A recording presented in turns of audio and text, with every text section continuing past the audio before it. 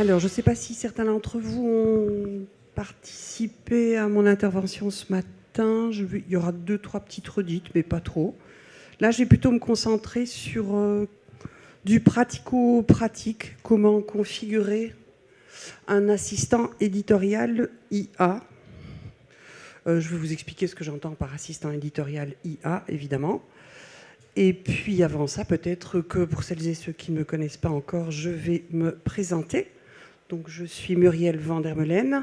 J'ai fondé, je dirige We Are the Words, qui est une agence de stratégie et d'ingénierie éditoriale que j'ai fondée il y a plus de 20 ans, en Belgique, à Bruxelles. Mais ça fait une quinzaine d'années facilement qu'on travaille surtout sur les marchés français et belges, francophones, luxembourgeois, suisses également, un peu le Québec aussi, donc plutôt langue française. Et puis là, on commence à s'expatrier un peu sur les marchés anglo-saxons. Donc 20 ans et plus d'expérience en ingénierie éditoriale, surtout le B2B. Je suis très sensible à la voix de marque, et je réexpliquerai un peu ce que j'entends par voix de marque, à l'architecture d'offres aussi, et donc aux confins et débordements entre la communication plus commerciale et la communication marketing. J'ai rédigé en 2010 le premier ouvrage sur la stratégie de contenu en français. J'ai supervisé chez Erol les traductions des principaux ouvrages sur la stratégie de contenu également. Et je suis active sur Webikeo, plateforme de webinaire, depuis plusieurs années. Et vous me retrouverez bien sûr sur LinkedIn également. Donc, We Are the Words, agence de stratégie de contenu, ingénierie éditoriale, ça veut dire quoi? Ça veut dire qu'on intervient pour nos clients sur tout l'outillage de la gouvernance éditoriale, sur toutes les étapes aussi. D'ailleurs, j'en parle à un moment, des étapes de la chaîne éditoriale. Et donc, l'idée, c'est on leur donne à disposition des chartes, des modèles, des templates, des workflows, des outils, checklist, guide, blueprint, tout ce qu'on peut imaginer comme outils et boîte à outils pour gouverner leur voix, gouverner leur contenu, leur chaîne éditoriale, leur patrimoine éditorial. Quand je parle ici de assistant éditorial IA, c'est quoi? On peut lui donner tous les noms qu'on veut. C'est que là, depuis maintenant près de 3 ans, on est amené pour nos clients à répondre à une demande qui est vous produisiez du contenu pour nous, maintenant on voudrait que vous intégriez l'intelligence artificielle et LLM dedans, et donc à mesure que vous produisez le contenu, vous mettez tout ça dans un LLM, sur ChatGPT ou sur Claude si vous voulez, et puis comme ça, nous on pourra l'utiliser, et on produira comme vous, et vous produirez comme nous. En soi, le projet est intéressant, c'est de se dire qu'on va capitaliser sur le patrimoine qu'on construit pour pouvoir configurer au fur et à mesure un outil d'aide à la rédaction. D'accord ? Et ils mettent à disposition effectivement des outils de pointe, leur Claude, ou du Claude sur du Visual Studio Code, je ne sais pas si vous connaissez, ou de l'IA qui est faite maison. On a une équipe de rédacteurs compétents chez nous et chez eux en général également. Et on avait une production assez fluide, propre, sans faute. Leur objectif, bien sûr, c'est à terme de devoir produire moins du côté humain et plus du côté de la machine. D'accord ? On a formé pas mal d'équipes aussi qui ne savent pas toujours non plus comment utiliser l'outil. Donc certains vont aller prompter, ont une bibliothèque de prompts, d'autres ont des systèmes prompts. Je reviendrai sur comment est-ce qu'on met en place justement ce type d'outils. Et il y a donc un niveau à la fois d'affinité, de compétences, de connaissances très variable qui fait que on a des niveaux de sortie très variables également et que parfois on se retrouve à raison avec un résultat où les clients nous disent c'est pas très satisfaisant, c'est plutôt moyen. D'ailleurs, je ne sais pas si vous le voyez sur LinkedIn, on dit souvent l'IA moyennise les contenus. C'est-à-dire qu'on va raboter, on va aller retirer de la singularité, de la fractuosité, et on moyennise au sens où on se retrouve avec des contenus dans lesquels on retrouve des mots qui sont peut-être pas les nôtres, qui appartiennent à un concurrent ou qui appartiennent à d'autres annonceurs, dans d'autres langues, dans d'autres pays, dans d'autres univers. D'accord ? Donc c'est ce que nous, on appelle le phénomène de la dette éditoriale. C'est-à-dire que quand un client nous dit « c'est très bien, tu prends tous les contenus, tu les mets dans une IA, dans les fichiers, tu mélanges tout ça, et du coup on aura un outil », non, à la base, on perd avec un handicap. On part avec un handicap. Ce handicap que j'appelle la dette éditoriale, c'est quoi ? C'est que, d'une part, par défaut, le modèle va à sa manière, optimiser les contenus. C'est-à-dire que lui, il a une structure de contenu. Vous savez, quand on utilise des outils pour de copycat, de se dire « est-ce que ça n'a pas été produit, ça, par de l'IA ?» Et on vous dit « si à 80-90%, votre contenu, il est produit par de l'IA », c'est pas dans le choix des mots, toujours. C'est aussi dans la structure du contenu. C'est-à-dire dans le propos, la manière dont c'est articulé, dans l'architecture, avec une introduction, du développement, avec 3 paragraphes qui se chevauchent et qui se contredisent, et qui... Donc dans la manière même dont le contenu va être construit, c'est quelque chose qui est produit par défaut par l'IA et qu'on ne se rend pas toujours compte. Donc cette optimisation qui est native de l'IA a du coup aussi un impact, c'est qu'elle va... elle, vous produire du contenu et qu'elle va produire les mots qui suivent parce qu'elle a des chaînes et parce qu'elle a une probabilité que le mot qui suit, c'est celui-là. Et donc, ça veut dire que ce n'est pas nécessairement le mot que vous choisissez. Quand on a un rédacteur qui n'a pas le rôle et la posture de l'éditeur, de celui qui décide, de celui qui valide, il a tendance, du coup, à accepter ce mot-là, à ne pas savoir si c'est lui aussi l'aurait produit. Et du coup, première piste de moyennisation. Deuxième élément, ce qu'on appelle l'entropie d'auteur. C'est-à-dire que l'IA elle-même, c'est un auteur. C'est un auteur qui va en plus bouger. C'est-à-dire l'auteur, à un moment, avec la mémoire que vous allez lui construire, à chaque fois que vous allez l'utiliser, avec les fichiers que vous allez lui partager, avec les tics, vos biais, vos tics que vous allez avoir, vous allez façonner cet auteur, qui lui, forcément, est infatigable. Et donc, ça veut dire qu'il y a un moment, si en plus on partage tous ces contenus, donc vous êtes dans un projet Claude avec une équipe et que tout le monde va aller alimenter cette mémoire, là encore, on va moyenniser, puisque ce qu'on va avoir dans la mémoire et dans ce qu'on produit, c'est la moyenne et la somme de tout ce qui a été produit par toutes les personnes de l'équipe. Avec, comme je le disais, ses affinités, ses compétences, ses audaces, et cette assertivité aussi à degré variable. Et puis après, il y a le troisième aspect, qui est aussi du coup un handicap, c'est la fameuse fatigue de supervision.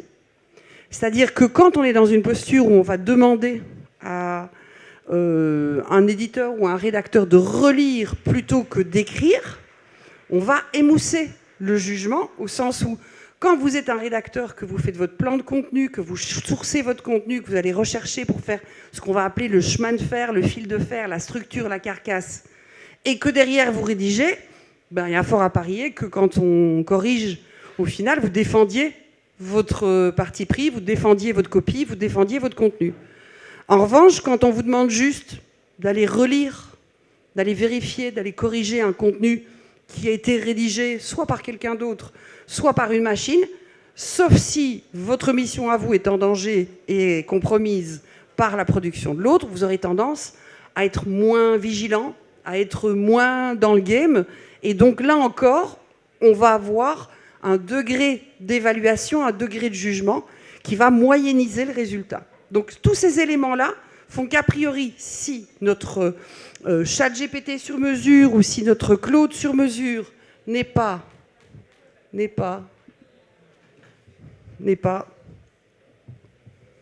ça va revenir, je suis sûre que ça va revenir. Avec tous ces éléments, si l'outil n'est pas configuré correctement, avec une finesse et avec aussi des garde-fous, très important, les garde-fous, les interdits et les garde-fous, eh bien on aura tendance du coup à avoir une régression. Donc là où on voulait utiliser ChatGPT, Claude, Gemini, Copilot, à monter un projet dédié idoine pour tel projet, pour les campagnes, pour pouvoir produire plus rapidement, mieux et plus harmonieux et peut-être même plus, plus cohérent, on risque de régresser.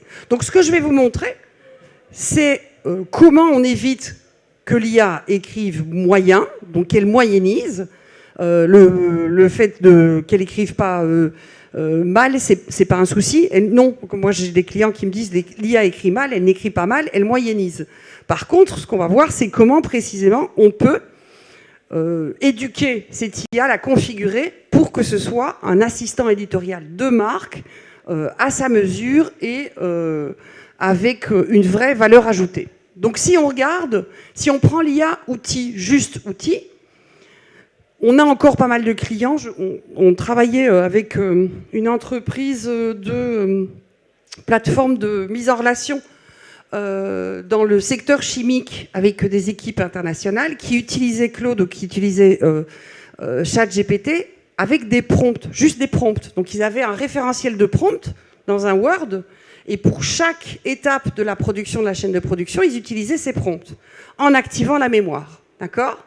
Sauf que le problème, c'est qu'ils n'utilisaient pas un système prompt, c'est-à-dire un prompt matriciel, et dans la mémoire, c'est-à-dire dans la base de connaissances, ils n'avaient pas de référentiel, de cadre, de géographie, de frontières pour justement mettre des garde-fous et mettre des interdits. Donc on était sur une généralité de marché, on avait bien mis effectivement le secteur, on avait bien mis les UVP, les USP, etc., mais on restait dans de la généralité. Donc on avait quelque chose qui était assez propre, assez fluide, mais totalement interchangeable. Il n'y avait pas assez de granularité, il n'y avait pas assez de personnalité. Donc leur donner à disposition un assistant IA de marque, c'était travailler sur une architecture en couche, c'est ce que je vais vous montrer. Également y injecter l'expertise relais, un lexique métier validé par le métier justement, et du coup avoir derrière un produit dense, sourcé, signé, où du coup cette relecture et cet arbitrage demandaient beaucoup plus que simplement de la validation sémantique, syntaxique et orthosyntaxique. Alors ce qui est intéressant, c'est de se dire que ici du coup, tant qu'il n'y a pas d'architecture, tant qu'il n'y a pas de sourcing et qu'on n'a pas configuré au sens propre du terme l'outil, sur la marque, on n'y a pas greffé la marque, ça ne fonctionnera pas. En général, nous, ce qu'on a tendance à faire, c'est qu'on va configurer un assistant IA de manière, ce que j'appelle agnostique. C'est-à-dire qu'on va faire un ensemble de fichiers, de dossiers, de sous-dossiers, qu'on partage en zip avec une sorte de guide de déploiement pour permettre à l'utilisateur, nos clients, de le déployer sur du Claude, sur du Gemini, sur du ChatGPT, sur du Copilot. Historiquement, si on fait ça, c'est parce qu'on a commencé à travailler sur des grands comptes et dans le public sur Copilot, et les niveaux d'accès à Copilot étaient tellement différents entre les membres de l'équipe que tous les résultats étaient très différents également. Donc on a une méthode que je vais vous montrer qui est agnostique, d'accord ? Par contre, l'outil ne l'est pas. C'est-à-dire que dans la première intervention que je donnais ce matin, j'ai quelqu'un dans la salle qui m'a dit comment se fait-il que le même prompt, je demande à ChatGPT, je le pose à ChatGPT, puis je le pose à Claude, et j'ai une réponse totalement différente. Et je lui disais, oui, Claude a tendance à être un peu condescendant, parfois, effectivement, et donc on voit bien que les outils ne sont pas tout à fait les mêmes, et que donc ça a du sens aussi. Le prompt ne se construit pas non plus de la même manière. On ne construit pas un système prompt sur ChatGPT comme on va le construire sur Claude. Ici, je prends l'exemple de Claude, pour la simple et bonne raison que pour les avoir testés tous depuis quelques années, en termes de stabilité, de richesse rédactionnelle et d'outils de configuration, Claude est beaucoup plus stable et du coup a tendance à plus satisfaire. Alors, donc, je l'ai déjà un petit peu évoqué, si on veut construire un assistant éditorial, on va avoir 3 piliers. Ce que j'appelle le système prompt, donc l'instruction maîtresse, d'accord ? Puis les fichiers, donc la base de connaissances, ok ? Et à côté de ça, la mémoire. Donc la mémoire, vous voyez, c'est quelque chose que vous devez aller activer, désactiver. Quelque chose aussi que vous devez entretenir, nettoyer. Vous devez interagir avec elle, très important également. Aujourd'hui, ces outils sont des outils de plus en plus conversationnels. Donc surtout, ne vous contentez pas de ce qui vous le ressortent. Posez-leur des questions, entretenez-les, bichonnez-les. C'est un vrai collaborateur, une vraie collaboratrice. Et donc, notamment au niveau de la mémoire, il nous arrive, nous, que quand la machine produit quelque chose, on lui dit « pas mal, garde ça en mémoire pour la prochaine fois ». Et il le rajoute lui-même à sa mémoire. D'accord ? Donc, il y a un vrai travail, effectivement, d'interaction. Donc, instruction, fichier, mémoire. À partir de là, c'est un peu comme la béchamel, hein, farine, lait et beurre. On arrive à faire des miracles et, très important également, selon les projets, on va aller construire des assistants différents. Typiquement, chez nos clients, on n'aura pas le même assistant pour l'équipe commerciale qui fait les devis, qui fait les offres, qui fait l'onboarding, que pour les équipes marketing, communication et autres. D'accord ? Donc l'intérêt, c'est d'avoir ces 3 éléments qui, eux, sont stables. Ce qui va changer, c'est ce qu'on y met dedans. OK ? Alors, qu'est-ce qu'on met dedans ? Déjà, il y a le matriciel. Ce qu'on va mettre dedans, la souche, la base, la chape, comme la chape de la maison, c'est la voie de marque et l'architecture de l'offre. Je dirais même plus, l'architecture de l'offre et la voie de marque. Alors, je distingue les deux. Pourquoi ? Parce que pour moi, l'architecture d'offre, c'est ce qu'on vend. Et tant que le discours n'est pas calé, n'est pas conscient pour tout le monde, n'est pas adoubé, n'est pas naturel, spontané pour tout le monde, qu'on n'a pas un discours de l'offre qui est communément acquis et donc communément partagé, c'est difficile d'aller dire à la machine, voilà qui on est, voilà ce qu'on vend, et je vais te dire comment on parle de ce qu'on vend. Et dans quelles circonstances, et pour quel client, et c'est quoi les tensions chez le client, c'est quoi les objections des clients, c'est qui nos personas, c'est quoi les situations de frustration, et qu'on entend déjà là qu'on a un lexique et un univers commun, une sémiotique commune au niveau de l'offre. Une fois qu'on a ça, qu'on a une offre, où on vend du service, on est un éditeur de logiciels, de gestion budgétaire et gestion financière dans le domaine de la santé, par exemple. Ça, on sait ce qu'on vend. Maintenant, la question, c'est de savoir comment est-ce qu'on va dire qu'on le vend. Et donc là, c'est la voie de marque. Ok, tu es un éditeur logiciel, mais tu habites en Bretagne. Au départ, en fait, tu n'étais qu'une équipe DSI d'une institution publique, d'un centre hospitalier. Puis, tu as eu ta vie autonome, etc. Donc, en fonction de l'histoire, en fonction de l'énoncé de mission, en fonction des valeurs aussi de l'entreprise, on va avoir une voie de marque et donc une personnalité, un ancrage, une identité discursive particulière. Si on ne la donne pas, ça, à notre assistant, c'est là aussi qu'il va moyenniser, puisque lui, il va aller siphonner dans tout ce qu'il a et tout ce dont on l'a gavé, pour aller chercher, comme je vous le disais, des séquences de mots, des tokens, des phrases, des expressions qui probablement font florès dans ce cas précis. Donc là, on va lui donner une vraie identité. Architecture d'offre, voie de marque. D'accord ? Pour aller plus loin, on va même aller lui donner aussi une blacklist de mots qu'on n'utilisera jamais. D'accord ? Donc il y a les mots tabous, et puis il y a les mots ou les expressions totems, qui seront du coup les glossaires. Glossaire généraliste, glossaire spécialiste. Donc c'est dire si on va vraiment aller faire du sur-mesure. D'accord ? Et en disant bien, effectivement, à quel moment on utilise tel mot totem et pourquoi on n'utilise pas tel mot tabou, dans quel moment ils seront tabous. Ce faisant, ça va nous permettre aussi d'avoir plusieurs assistants, comme je le disais. Typiquement, quand on est une agence par client, quand on est un éditeur de logiciels et qu'on agit sur la santé ou sur la mobilité ou sur d'autres secteurs par offre, par secteur, voire même par usage. D'accord ? On peut les décliner. Logiquement, ce qui va changer d'un assistant à l'autre, ça va vraisemblablement être l'architecture de l'offre, mais la voie de marque, pas trop. Et encore, parce que nous, on se retrouve effectivement parfois avec des marques ombrelles et puis des sous-marques où il y a une posture éditoriale, une identité éditoriale un peu distincte. Mais en tout cas, vous voyez bien qu'on a ces 3 piliers et que ces 3 piliers donc vont déterminer l'identité, la personnalité de notre assistant. Ce n'est qu'à ce moment-là qu'on aura une empreinte digitale particulière. Ok ? Donc, c'est une autre manière de le montrer. L'architecture d'offre, la base, le Brain Voice Framework, donc le framework, le canevas de la voix de marque, comment le dire, donc ce que la marque vend, comment le dire, le lexique interdit, le lexique autorisé et cherry on the cake, la cerise sur le gâteau, le protocole QA, c'est-à-dire le protocole de vérification. Qu'est-ce que c'est? Très souvent aussi dans les assistants, qui sont très besogneux, hein, très complaisants et très besogneux. Vous leur demandez de rédiger, vous leur demandez de faire un plan d'article, vous leur demandez un projet de campagne, ils vont le faire. Si vous ne leur dites pas à un moment, vérifie ce que tu as fait, assure-toi que tu as bien appliqué toutes les règles du système prompt, que tu es bien allé voir tous les fichiers qui sont derrière dans la base de connaissances, un coup sur deux, ils vont dire « Ah, ben heureusement que tu me l'as demandé parce que j'ai oublié ça, j'ai pas fait ci, j'ai pas fait ça.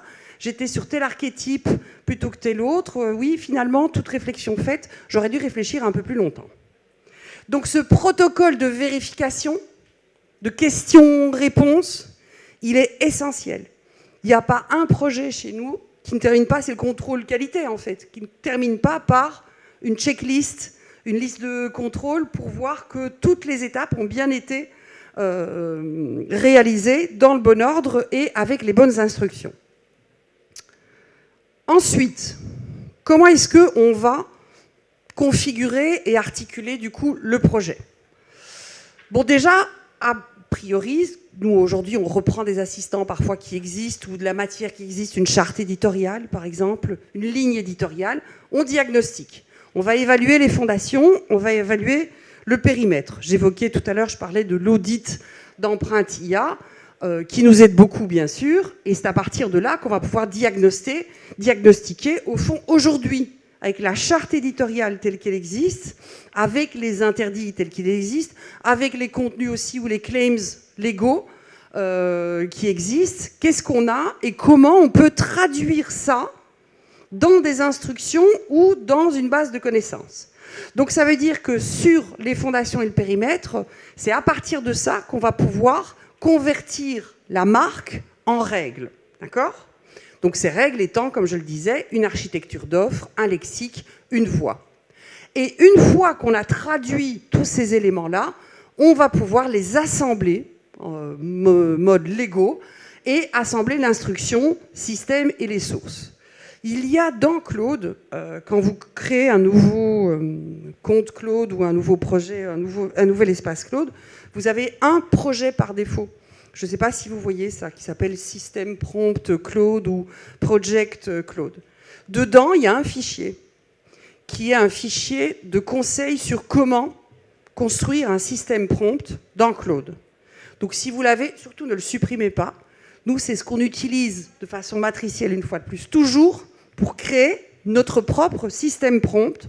C'est-à-dire qu'il donne une structure bien définie avec un rôle, un contexte, des objectifs, des tâches, des sous-tâches, un rendu aussi, comment on présente les informations. Et vous pouvez même séquencer les tâches. D'accord ? C'est-à-dire lui dire, tu as 4 missions différentes, une mission comprendre, une mission planifier, une mission produire, une mission réviser, éditer. Donc là, on est dans l'assemblage de l'instruction au système et des sources. On est à cette étape-là de construire ce système prompt. Parfois, on va passer 5 jours juste sur la construction du système prompt. Et je ne parle pas du nombre de jours qu'on passe sur la constitution des sources et la configuration des sources. Et puis après, toujours, on va aussi développer un protocole de test, c'est-à-dire qu'on va injecter des situations, des cas de figure, dans lesquels on va aller tester notre assistant pour s'assurer qu'il tienne la route, qu'on l'a bien configuré et que dans l'ensemble, sur les différentes tâches sur lesquelles on voulait le solliciter, il fonctionne bien, il est d'équerre et il est stable. Alors, sur le diagnostic des fondations, donc la toute première étape, je vous mets là plusieurs questions qu'on peut se poser. Est-ce que la voix est documentée? Est-ce qu'il y a une charte? Est-ce qu'elle dort dans un PDF? Est-ce qu'elle est à jour? Est-ce que les contenus sont reconnaissables ou interchangeables? Donc typiquement, est-ce que si on prend ces contenus-là, qu'on les tape dans Google, qu'on les tape dans ChatGPT, c'est nous qui sommes cités ou ça peut être un concurrent? Auquel cas, ça veut dire qu'il faut muscler, qu'il faut essayer de donner une identité plus forte à ces contenus-là, en tout cas si on veut qu'ils nourrissent les fichiers et la base de connaissances. Et puis qui va arbitrer les contradictions et sur quelle base, c'est-à-dire qui va être le chef en chef de l'assistant, et puis surtout aussi qui va valider tous les contenus qu'on va mettre dans l'assistant. D'accord ? Donc on est là dans le cadrage du périmètre, et en général, ce qu'on va faire, c'est toujours sur un projet pilote, on va choisir 2-3 usages prioritaires, et donc limiter effectivement l'assistant dans une ou deux tâches ou un ou deux rôles particuliers. Ensuite, quand on dit traduire, donc capter l'offre et la voix, comme je l'ai dit, on va se retrouver sur l'offre. Alors regardez, je vous montre dans 2 minutes les liens vers 2 GPT de la marketplace qu'on a mis à disposition pour à la fois consolider ou configurer votre architecture, votre discours d'offre, en sachant qu'on va travailler sur 5 points. La situation. Plutôt que de parler juste du persona, on parle de la situation dans laquelle le persona se trouve pour qu'il sollicite un service ou un produit comme celui que vous vendez. On évoque également la tension dans laquelle ce persona dans cette situation se trouve, la promesse que vous proposez en réponse à cette tension et situation, le mécanisme de votre offre, comment ça fonctionne, d'accord, je peux tester, il y a un freemium, il y a du gratuit, c'est pendant combien de temps, si je suis client, s'il y a un éditeur, c'est un éditeur, il y a un logiciel derrière, comment c'est déployé, et la preuve, d'accord ? Donc ça veut dire que dans l'assistant, vous aurez des cas de figure qui sont très architecturés, puisqu'on aura typiquement sur l'offre des mises en situation avec des tensions, des promesses, des mécanismes et des preuves. Okay ? Là, je vous donne un exemple avec Au Carré qui serait, pour le coup, c'est une entreprise de comptabilité, c'est ça, un cabinet comptable avec plusieurs implantations en France. Donc, l'offre et puis la voix, là encore, sur la voix, il y a 2 manières de faire. Soit on a une charte existante et on la traduit en un prompt et en un langage qui est intelligible pour l'IA, soit vous donnez à l'IA des éléments de contenu qui sont validés, qui sont incontestables, et vous demandez à l'IA du coup d'en déduire une charte éditoriale. Là, pour le coup, je vous donnerai également donc, le lien vers notre outil qui vous aidera à le faire. Pourquoi ? Parce que notre outil, dans sa base de connaissances, il a des grilles de sémiotique, de linguistique et de communication qui permet d'objectiver certaines tournures de phrases, certaines constructions syntaxiques, etc. Donc les voilà. Donc ça, ce sont les 2 outils que je vous propose d'utiliser, de tester. Ils sont gratuits, ils sont sur GPT. Vous pouvez également leur demander comment ils fonctionnent et en retirer un skill pour Claude. Donc vous avez le GPT Offre Claire qui donc lui va vous aider à établir la singularité, désirabilité et lisibilité de votre discours d'offre. Et de l'autre côté, on a l'assistant voix de marque, donc un autre framework là pour vous aider à soit remettre à jour et assurer la stabilité, la solidité et robustesse de votre voix de marque, en sachant que la voix de marque, c'est pas que de la tonalité ou du registre de langue, c'est aussi, comme je le disais, des arcs narratifs, des tensions narratives, une personnalité narrative, une identité discursive. Ce sont des valeurs, c'est un énoncé de mission. Quand je parlais tout à l'heure de protocole QA, c'est-à-dire toutes les checklists, c'est typiquement quand on aura produit des contenus et qu'on lancera le protocole de Q&A, bien on se retrouvera avec l'assistant qui dira on n'est pas sur les bonnes valeurs, on n'utilise pas assez telle valeur que pourtant on défend et ça fait 5-6 contenus qu'on ne le fait pas. Donc il vous permettra de garder cette gouvernance de manière beaucoup plus objectivée et plus puissante que le seul cerveau humain d'un éditeur pourra le faire. Donc c'est un vrai atout, n'hésitez pas à les utiliser. Donc je vous parlais aussi tout à l'heure de totem et tabou, donc les listes de mots interdits et puis les listes de mots autorisés. Donc typiquement, on va aussi aller injecter dans cette base de connaissances une blacklist sémantique. Je vous donne l'exemple pour le cabinet comptable Au Carré, partenaire de confiance, accompagné, sérénité, solution tout en un, sur mesure, à l'écoute, qui sont très souvent utilisées, si on se cantonne à ça, c'est ce que va produire, quand je parlais de moyenniser, c'est ce que va produire l'IA, et du coup, on sera indifférencié par rapport aux autres. Alors que dans le travail sur la voie de marque, il y a moyen d'être beaucoup plus créatif que ça. Et donc, on va plutôt impulser du glossaire métier, non pas pour jargonner et pour impressionner, mais pour rassurer, pour du coup montrer aussi le mécanisme, je vous parlais tout à l'heure dans le framework de l'offre, du mécanisme de l'offre. L'IAS fiscale, franchise TVA, micro-BNC, clôture, charge déductible, tous des mots qui sont donc dans le vocabulaire et qu'il faudra utiliser. Ça a d'autant plus de sens quand on travaille sur une marque avec plusieurs pays, ou par exemple entre la Belgique francophone, la France, la Suisse, le Luxembourg, ils n'auront pas les mêmes terminologies. C'est déjà pas le même système quand on est dans le comptable, c'est pas le même système fiscal, c'est encore moins la même terminologie. Autre chose également, c'est qu'on aura tendance, nous, à travailler quand on va juger, évaluer des contenus existants sur un filtre qui est pas mal, c'est-à-dire que on va travailler sur l'interprétation entre ce qu'on observe, ce qui est inféré et ce qui est projeté. Ça veut dire quoi? Si vous regardez ici dans le texte, on commence donc par injecter du contenu qui existe, et puis ce qu'on observe par rapport à une grille telle que charte éditoriale qu'on avait établie, style formel et direct. Ce qu'on infère, l'auteur privilégie l'analyse factuelle. Ce qu'on projette, l'objectif est de convaincre un public expert. Ce qui est intéressant, cet outil-là, ça va vous permettre de le faire à la fois sur du contenu existant pour construire ou mettre à jour votre charte éditoriale, mais dans les contenus qu'on va également évaluer dans la phase d'assurance qualité, ça va permettre également du coup d'avoir des réponses qui sont argumentées et non pas juste une checklist avec du plus et avec du moins, et donc de nourrir la mémoire, de chaque fois affiner la configuration de votre assistant. D'accord? Donc le cœur du système, puisque là ce qu'on a vu c'était toute la récolte, la pré-configuration, le cœur de l'instruction système, donc le système prompt, comme je le disais tout à l'heure.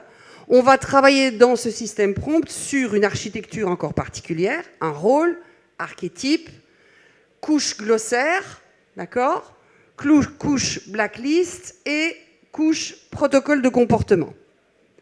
Donc ça veut dire que de manière très modélisée, c'est toujours comme ça qu'on va les travailler, avoir un système prompt qui soit le plus complet possible, dans lequel on aura rôle, archétype, glossaire, interdit, autorisé, donc la blacklist, et protocole de comportement. Et il manque ici une chose qui est le rendu, c'est-à-dire la manière dont on demande de rendre les contenus. C'est parfois ça qui demande d'ailleurs le plus d'ajustements.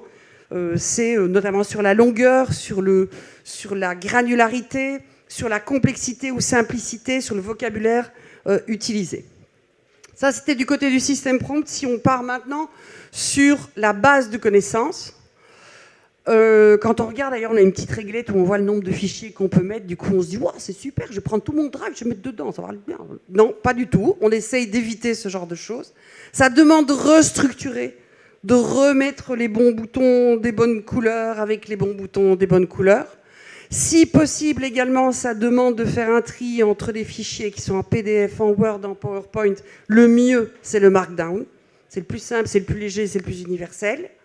Et donc là, aussi attention, parce que le nom des fichiers que vous allez utiliser devra être identique au nom des fichiers qui vont être appelés dans l'instruction.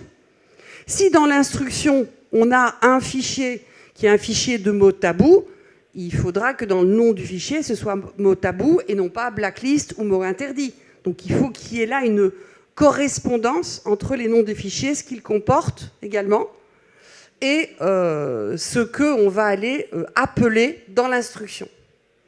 Et puis bien sûr, une note de cadrage également dans les fichiers.